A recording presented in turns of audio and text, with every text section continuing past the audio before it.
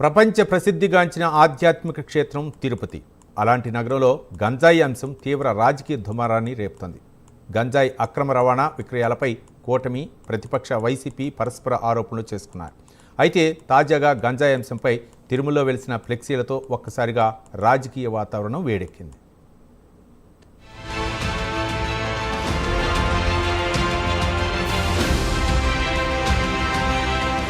తిరుపతిలోని శ్రీ గోవిందరాజస్వామి ఆలయం ముందు ముగ్గురు యువకులు గంజాయి మత్తులో హల్చల్ చేశారు. కర్రలతో ఆలయం ఎదుట వీరంగం సృష్టించి భక్తులను భయభ్రాంతులకు గురిచేశారు. అయితే ఈ ఘటనకు సంబంధించి వారిని పోలీసులు అరెస్ట్ చేశారు. ఎంతవరకు ఓకే. అయితే పోలీసులు అరెస్ట్ చేసిన వారిలో వైసీపీ కార్యకర్తలు ఉన్నారంటూ టీడీపీ నేతలు ఆరోపిస్తున్నారు. దీంతో ఇరు పార్టీల నేతలు పరస్పర విమర్శలు చేసుకున్నారు. నగరంలో శాంతియుత వాతావరణాన్ని కాపాడాలని స్థానిక అంబేద్కర్ విగ్రహం వద్ద టీడీపీ నాయకులు ధర్నా చేశారు. పోలీసులు కావాలని వైసీపీ కార్యకర్తలను టార్గెట్ చేసి తప్పుడు కేసులు పెట్టారని గాంధీ విగ్రహం వద్ద వైసీపీ శ్రేణులు నిరసనకు దిగారు. ఇరు పార్టీలు పోటాపోటీ నిరసనలతో నగరంలో రాజకీయ దుమారం తలెత్తింది. రంగంలోకి దిగిన పోలీసులు పరిస్థితిని అదుపు చేసి వారికి నచ్చజెప్పి శాంతింపజేశారు. ఆ తర్వాత నగరంలో ఎస్పీ నెల రోజుల పాటు 30 యాక్ట్ అమలు చేస్తున్నట్లు ప్రకటించారు.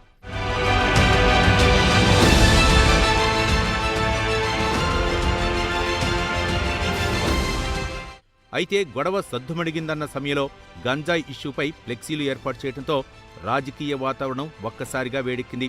మాజీ టీటీడీ చైర్మన్ బోమన కరుణాకర్ రెడ్డి, ఆయన కుమారుడు అభినయ్ రెడ్డిని లక్ష్యంగా చేసుకుని నగరంలోని ప్రధాన కూడల్లో పెద్ద ఎత్తున ఫ్లెక్సీలు వెలిశాయి.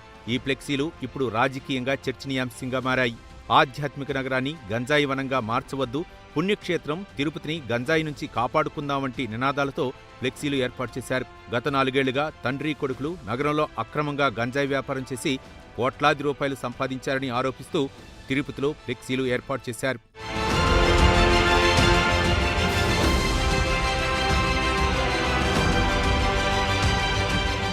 అలాగే గంజాయి విక్రయాల తెర వెనుక పాత్రధారి వైసీపీ అభినయ్ రెడ్డి అంటూ సంచలన వ్యాఖ్యలతో ఫ్లెక్సీలో ముద్రించారు. అంతేకాదు తిరుపతి పుణ్యక్షేత్రాన్ని కాపాడుకుందాం, బోమన కుటుంబాన్ని తరిమికొడదాం అనే నినాదాలు కూడా ఫ్లెక్సీల్లో కనిపించాయి. ఈ ఫ్లెక్సీలు ఎవరు ఏర్పాటు చేశారన్న విషయం మాత్రం ఇంకా స్పష్టత రాలేదు. ఫ్లెక్సీల వ్యవహారంపై రాజకీయ వర్గాల్లో పరస్పర ఆరోపణలు కొనసాగుతున్నాయి. కాగా ఆ ఫ్లెక్సీలను ఉదయం కల్లా వైసీపీ శ్రేణులు తొలగించారు.